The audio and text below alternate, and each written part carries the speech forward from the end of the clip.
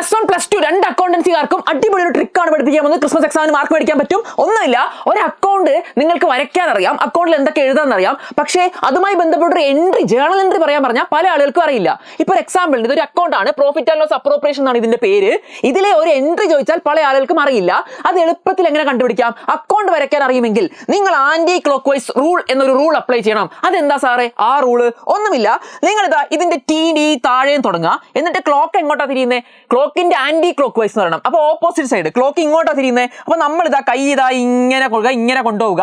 ഇപ്പൊ ഇതാ നമുക്കറിയേണ്ടത് interest on drawings ഇവിടെ വരാൻ കാരണമായ എൻട്രി ആണെങ്കിൽ ആദ്യം തട്ടുന്നത് ആരെയാ? ഇൻട്രസ്റ്റ് ഓൺ ഡ്രോയിങ്സിന് അല്ലേ? ശേഷം നമ്മൾ വീണ്ടും പോയി എന്നിട്ടാണ് അതിന്റെ ഹെഡിങ്ങിനെ തട്ടുന്നത്. അപ്പം ആദ്യം തട്ടിയത് ഇൻട്രസ്റ്റ് ഓൺ ഡ്രോയിങ്സിനെ, പിന്നെ നമ്മൾ profit and loss appropriation account എന്നുള്ള ഹെഡിങ്ങിനെ തട്ടി. അപ്പൊ എൻട്രി എന്താന്ന് ചോദിച്ചു കഴിഞ്ഞാൽ interest on drawings account debit to profit and loss appropriation account.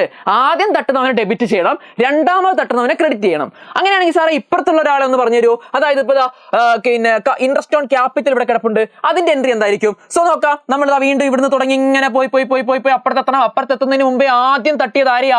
ഹെഡിങ്ങിനെയാ തട്ടിയത്.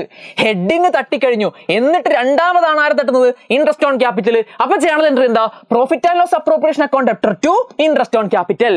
അപ്പൊ ഇവിടെ നോക്കൂ, ഇത് വെച്ച് നിങ്ങൾക്ക് ഈ റൂൾ വെച്ചിട്ട് ഒരു അക്കൗണ്ടിന്റെ ഉള്ളിലുള്ള എല്ലാ ഐറ്റംസിന്റെയും ജേണൽ എൻട്രി എഴുതാൻ വേണ്ടി പറ്റും.